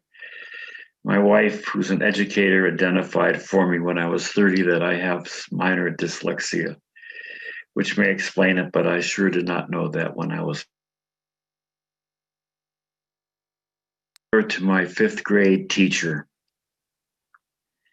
Dear Miss Lorenz, I'm writing because I was remembering you today. Soft and kind your voice was, and how your eyes sparkled with laughter and light, which is why I wanted to impress you, and why I was so afraid of spelling, where I knew you would discover that I was just another stupid kid. And so on the day of the big spelling test, I made that tiny piece of paper. And when we put our books away, I cupped it in my hand for use only when absolutely necessary. And you moved up and down the rows of our desks, pronouncing words until you stopped next to me, called out a word, and then, when everyone was writing, reached into my clenched fist, took the paper, and then walked on. You never made an example of me, never spoke to my parents about it, or even mentioned it to me. And you never treated me differently either, just went on as though nothing had happened. But of course, something had. I never cheated again, Miss Lorenz. I never stole another candy bar or money from my mother's purse or the top of my father's dresser. And I am writing to thank you for treating me with dignity, even as you caught me red-handed in sin. It was as close to grace as I have ever been. Perhaps one day I'll know it once again.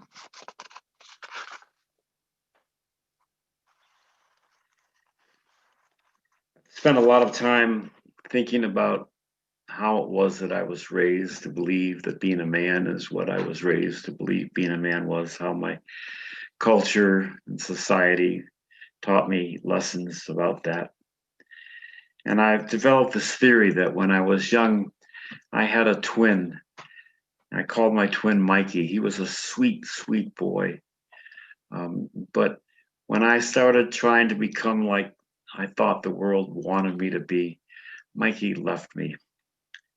And this is a poem about that. My twin.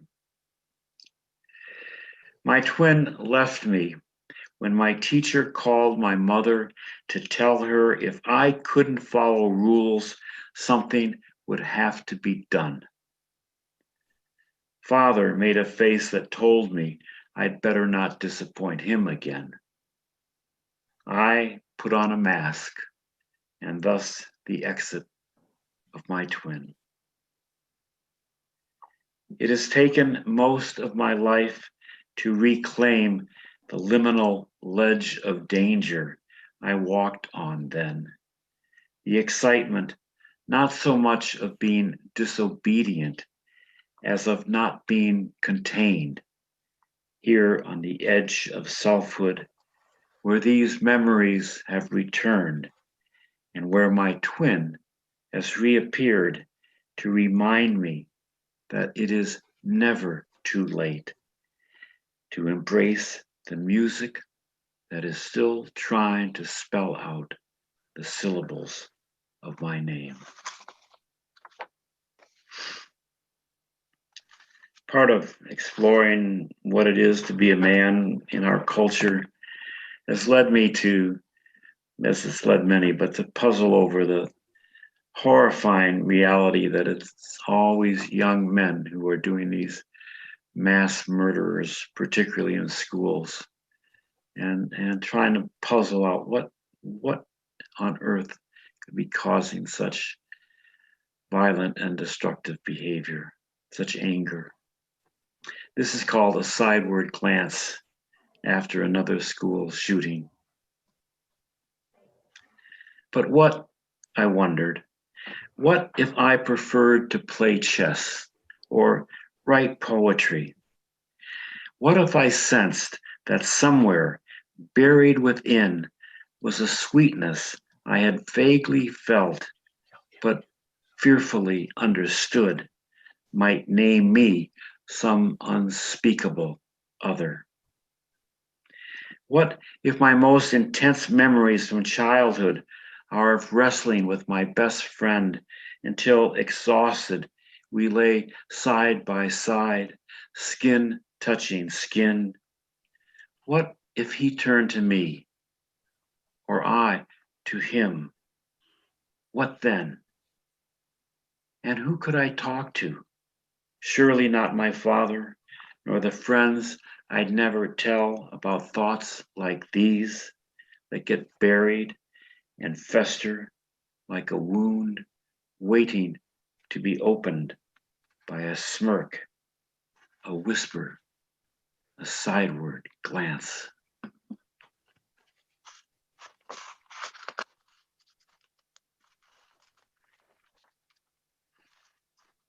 The environmental crisis, another part of our world today, and a fearful part, because it's so easy to look at the beauty of nature and to be nurtured by the beauty of nature and the oceans and the mountains, and not see the devastation that is going on at a frightening pace. This is a poem called Listening to the News. Listening to the news, I despair for our blue marbles spin.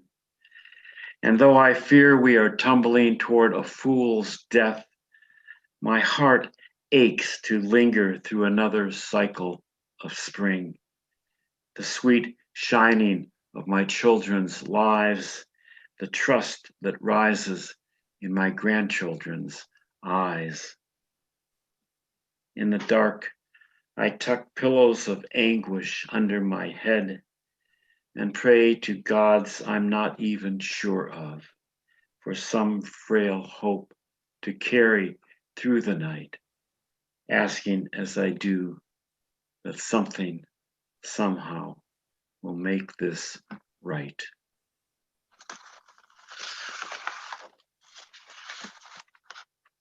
A love poem for my wife, Kathleen. This begins with another epigraph from Joy Michelson, who wrote, God is a name that love gives to being.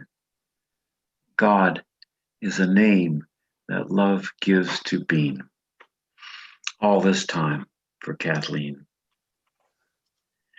All this time, looking into your eyes, knowing the touch of your skin, the sound of your laughter, the gateway of your arms rainbowed around my head. All this time, blessed by the sanctuary of your kindness, the nurture of your heart, your devotion to our children, the lights of Shabbat. All this time, I have been living in the presence of the name that love gives to being, and I have failed to name it, praise it, and say Amen.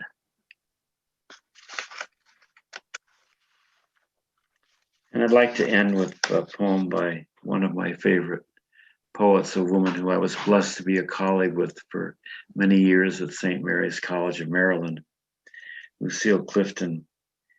Lucille is a wonderful and very wise woman. This poem, Blessing the Boats, is written to you. May you,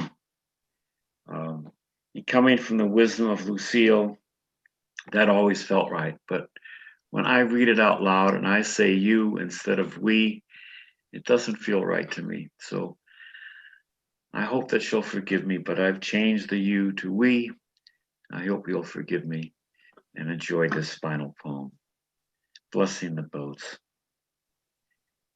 May the tide that is entering even now, the lip of our understanding, carry us out beyond the face of fear. May we kiss the wind, then turn from it, certain that it will love our backs. May we open our eyes to water, water waving forever. And may we, in our innocence, sail through this to that. Thank you very much. Thank you, Michael. This is Jay Bryan, a member of the Poets Council. It's fitting that we end this wonderful group of readings with Carborough's own poet, laureate Fred Joyner. Enclosed in Fred's kind and humble spirit lies a real community treasure for us. He's Carborough's poet laureate, He reads at town council meetings, organizes poetry readings at coffee shops, curator of storytelling and creative writing for people experiencing homelessness.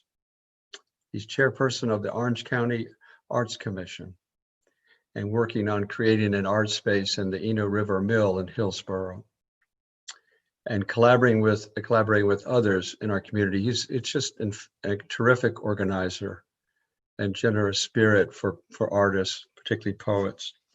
He's, as he puts it, to build the art structure in the county and to support artists and creative people to stay here. Fred is a poet's poet.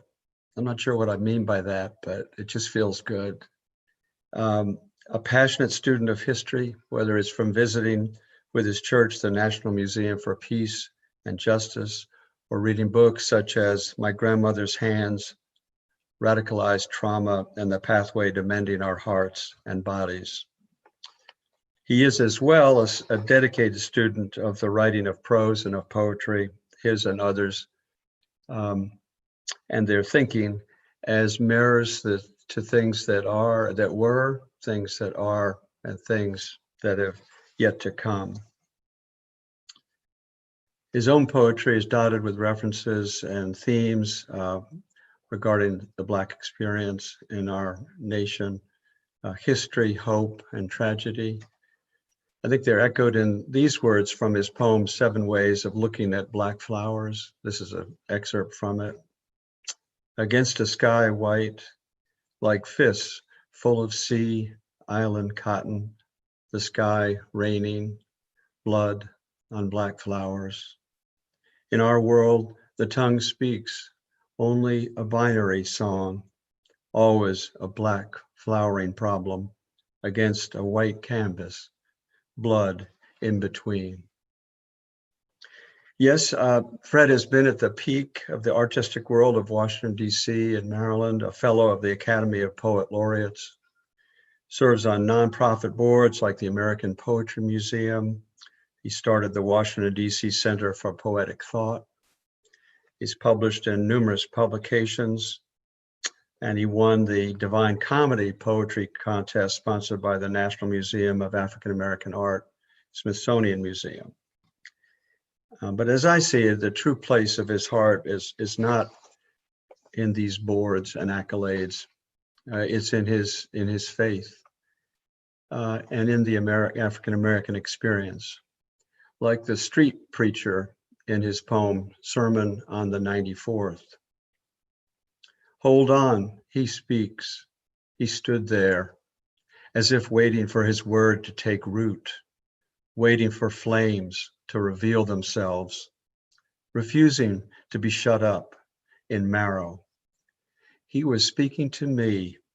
His message did what all good sermons do. Meet me on the cross roads, move me beyond doubt. Please welcome Fred Joyner, both worshiper and preacher on the 94th and poet.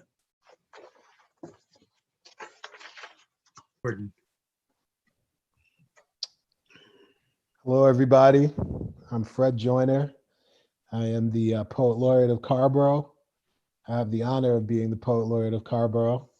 And just so glad that we could be together and still experience poetry even during this pandemic. And I think especially during this pandemic, poetry is providing for us a balm and some solace for the times that we're in. I'm going to share a few poems with you.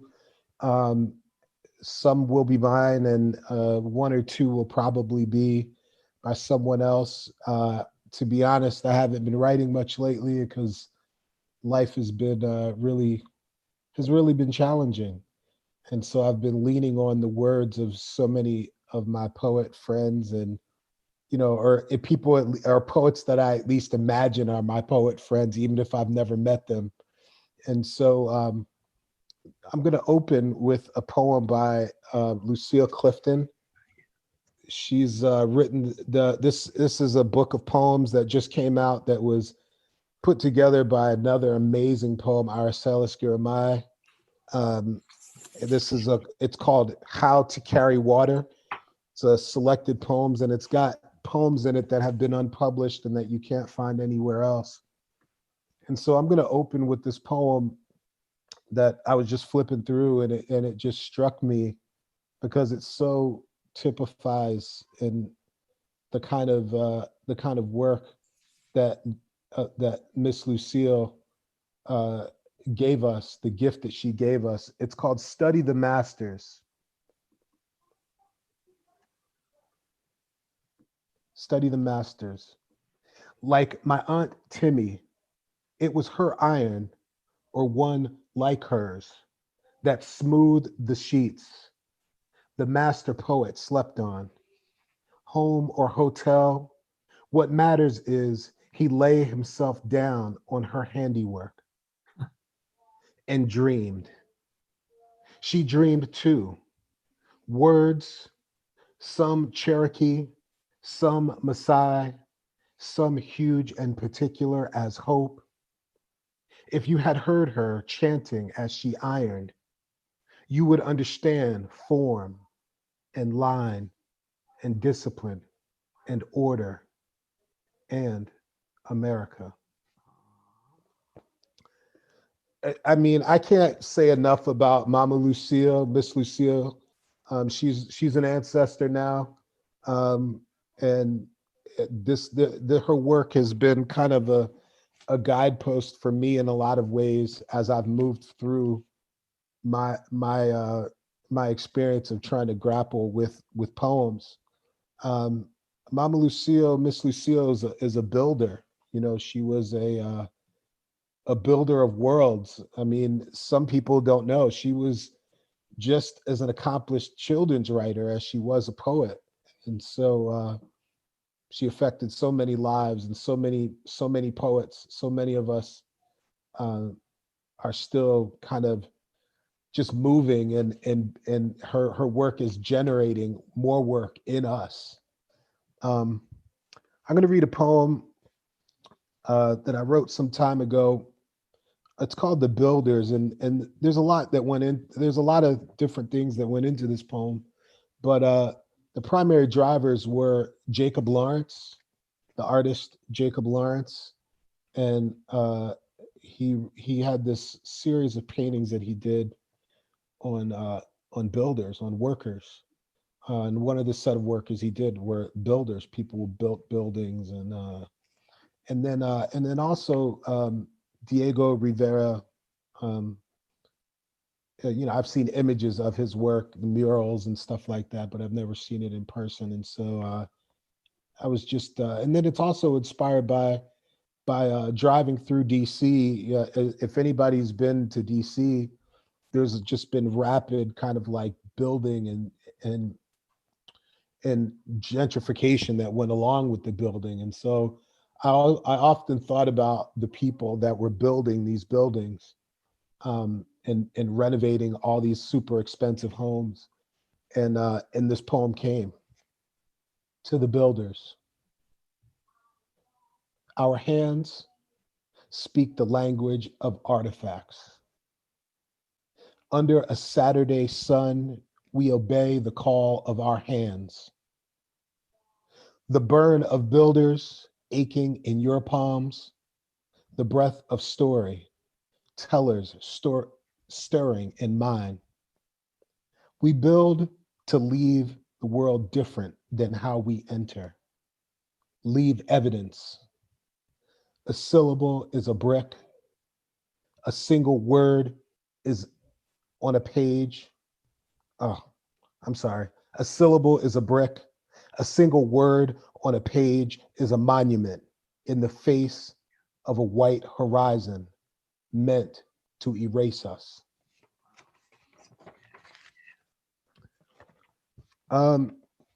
So speaking of erasing,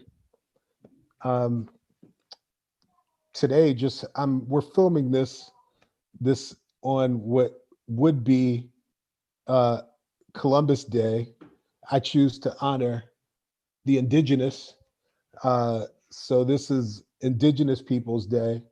choose to acknowledge that and observe that in honor of the people who lived on this land, all over this land before many of us either got here or were brought here, stolen here. And so this is a little kind of experimental thing that I've been playing around with. I decided to take some risks and read some work that I'm challenging myself to during this pandemic to do that. So this is a poem, and it's entitled Land, and it looks like this. It looks like that. It's hard to see. If you want to see it, I'll give you my email address, and I'll send it to you. And it's a meditation on land, in particular the United States and any stolen, occupied piece of land. Land. First, plan, learn, plant, food, supplant, a people, a nation, plan, another nation, a notion, plant, fear, plant or spill blood, plan, labor, harvest, steal, import, labor, plan, plant, plant, build, birth of a nation, plantation.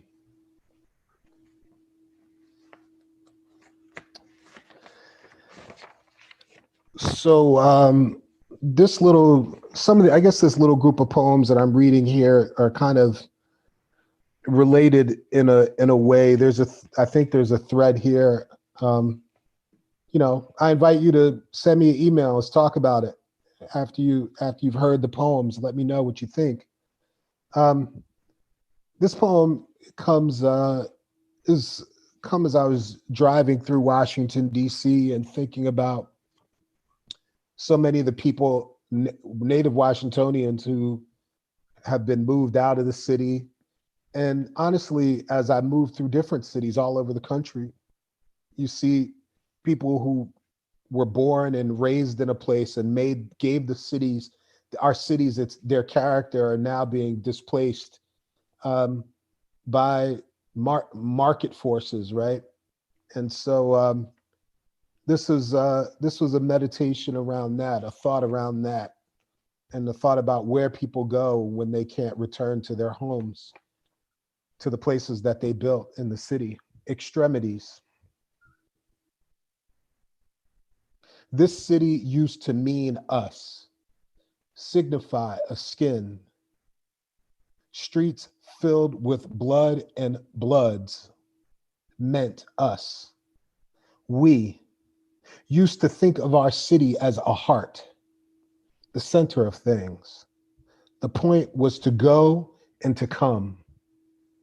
We still like to think of it as a heart, not a foot or a fist formed against us, not a metaphor, not arteries and veins, but avenues, not capillaries, but highways that lead us to townships of blood, extremities. We be honest hands and feet, digits doing the hard and dirty work of the unthanked.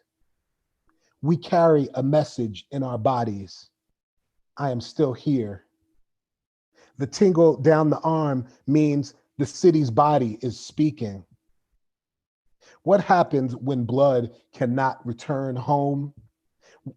What of the pound of flesh that pumps ignorant to its members, knowing nothing of commerce, of gentrifying blocks, of the body's displacement, or the silencing of loud memories? Our bodies say, we loud as we want to be in our house.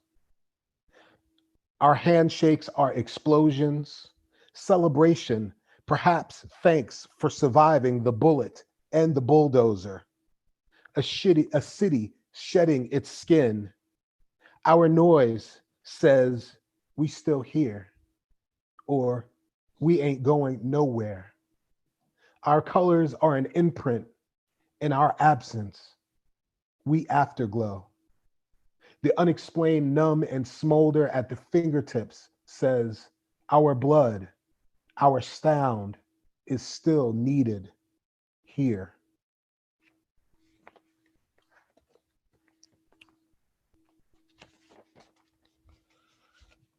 So we talked about, like kind of this physical displacement that happens with in in uh in our physical world, in the built in world, in the built environment, and the places that we live.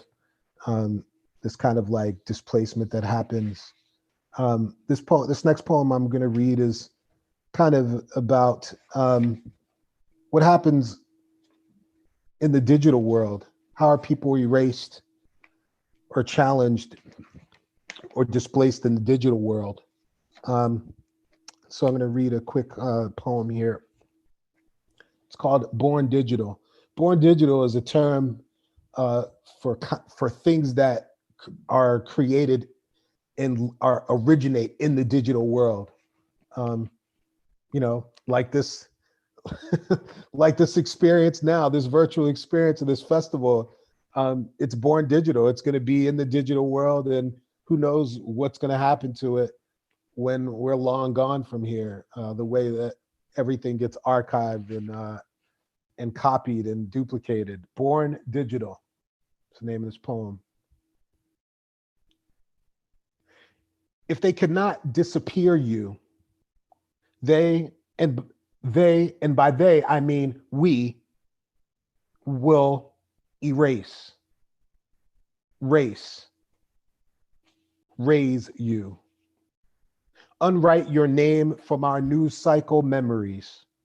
Tomorrow there will be someone else to forget, to pretend never existed, or worse, that you deserve to be disappeared, or whatever thorn of calamities cleaves to your flesh. We will make it biblical because it makes the lie last longer. We will make it be digital because we think hashtags are forever. Or perhaps we believe that a keystroke is a kind of mourning and that hard drives hold everything worth keeping.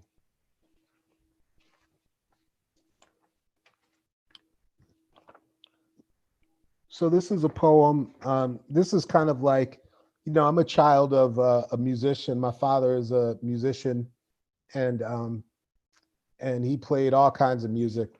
He played, he played classical music, played jazz, soul, and so music factors heavy in my life. And I didn't really, you come into certain knowledge of yourself as you get a little bit older, and I didn't realize how important music was to me until, I was probably, I don't know, in my 20s in college, because I would put on music and it would calm me and bring me, this kind of solace. And so given that I'm a child of hip hop in a way, and so in hip hop is so many things. One of the things that it does do very well is there's a kind of collage aesthetic that comes with hip hop, because it's bringing together so many different musical sources and cultural sources to make an artful musical expression.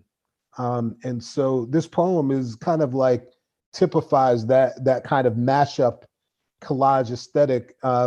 It's also inspired by a poet named Jacqueline Jones Lamont, who has this she called it her 3-strand twist, this kind of braiding technique where you take 3 different things and you kind of try to make a poem out of it, a cohesive thing.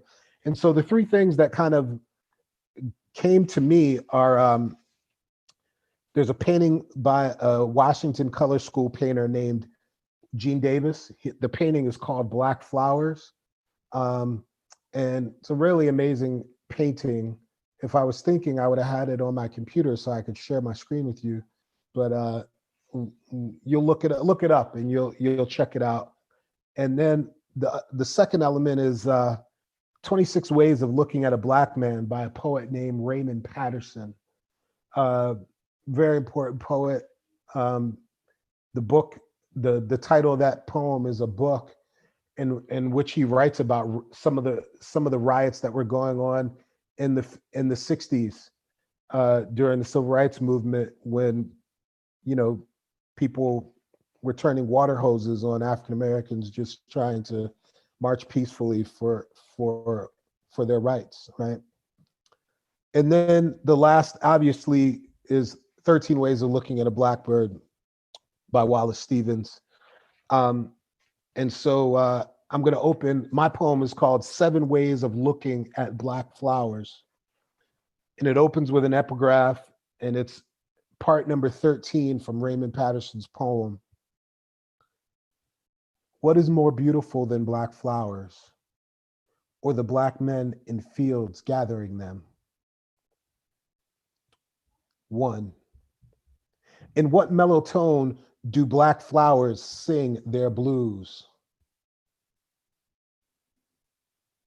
Black flowers like black hands colored, reaching toward a mystery up south. Black flowers, the gift of open palms, facing north, but rooted south. A man and a woman are one. A man and a woman and black flowers are dust. Against a sky white like fists full of Sea Island cotton, the sky raining blood on black flowers. In our world, the tongue speaks only a binary song, always a black flowering problem against a white canvas, blood in between.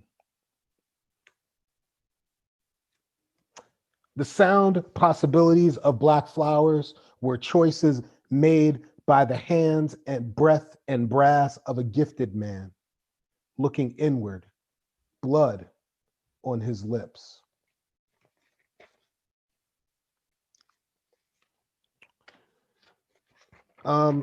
So this is a poem, and this is going to be my second to last poem. I think I'm going to read one more poem by Lucille Clifton to kind of like bookend my reading and hopefully just wrap it in this beautiful cocoon of Lucille Clifton's words. This is a poem that I was trying to be humorous by the title, and then I kind of went somewhere else with it. But there's a reference in here. You all are intelligent people. I'm not going to insult your intelligence, but I do make some mentions of things that are DC related.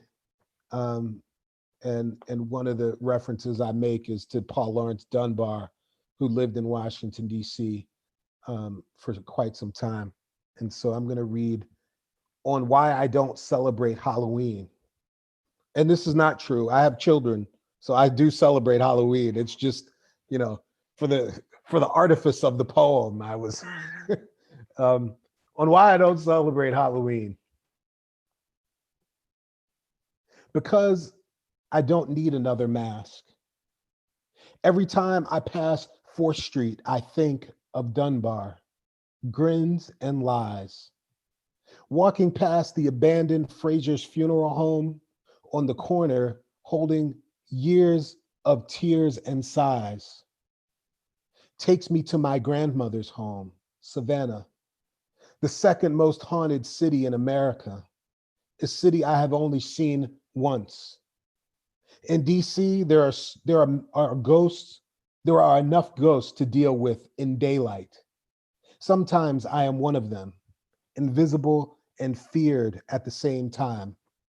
Here, I am like Ellison's protagonist, hiding in the belly of another fading chocolate city, Harlem. And in my studio by the wharf, where the smell of delicious death is heavy on the skin and the tongue, and my bright yellow walls are just like the luster of his 1369 lights. Overlooking the Anacostia sits Cedar Hill, where I imagine the ghost of Frederick Douglass walking Martin Luther King Avenue. Only DC natives can see him, no matter how loudly he speaks of freedom or birthrights. Because fake blood over time erases the hurt of real blood. And because the surprise of blood not mine stirs something under my skin, a spectacle above even the revelry of guising.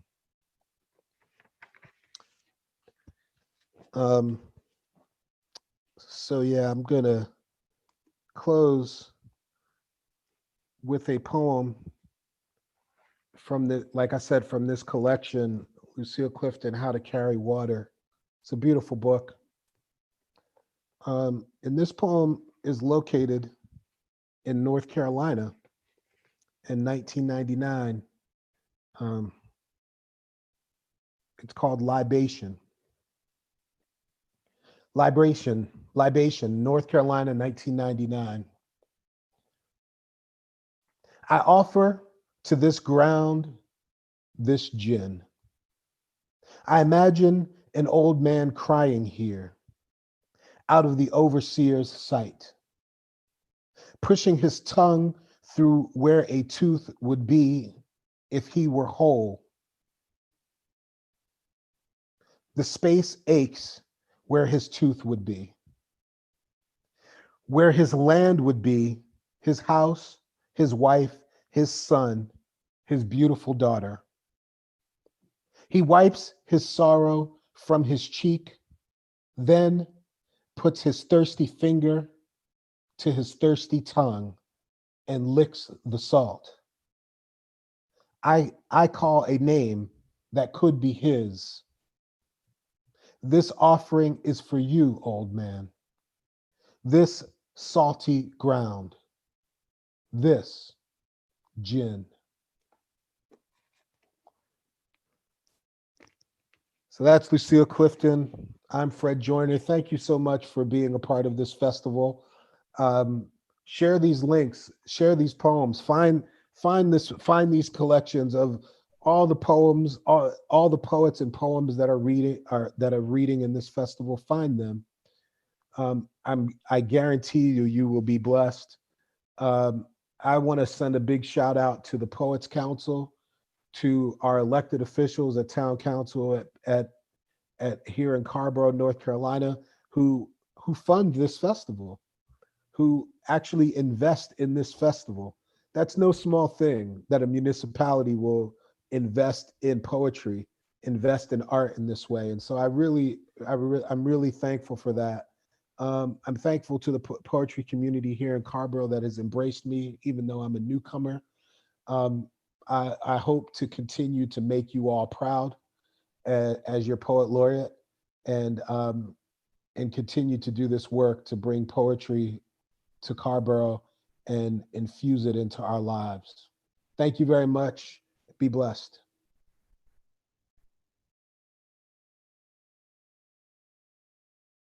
Well, hello everyone. I feel like how did the time pass so quickly? And how intimate can it be to be able to sit here with poetry and folks, even though we're not together? Thank you so much for joining us. Thank you so much. It's just been such a pleasure to be able to have the West End Poetry Festival, even though we're virtual. And amen to all of our poets, and then all of our introducers. You've all done a fantastic job. And of course to the town of Carborough and the Parks and Recreation and Charles Harrington and the so many people who make this possible. So normally you would be able to buy books and get them signed and enjoy that. And we highly encourage you to go to the bookstores as Fred suggested and go ahead and buy those books and support your artists in the area. And lastly, Local bookstores. Support yeah, the local bookstore. support, Flyleaf has been a very good supporter of ours as well. And thank you, Abigail and Ralph, for untangling our technology so we can function. So we hope to have more for you. Again, this year we had a virtual open mic, which you can still watch on YouTube with about 20 plus poets participating. We have a community written poem, which some of the folks here have lines in. And we had the wonderful workshop with CJSuitt on how to perform a poem, which is now on YouTube as well if you want to do that asynchronously. So again, from the bottom of our hearts, we are appreciative of you coming. We love you. We love that you love poetry and love Cartbro, and we wish you well and hope to see you again next year. Keep writing. We'll see you soon. Bye. Bye.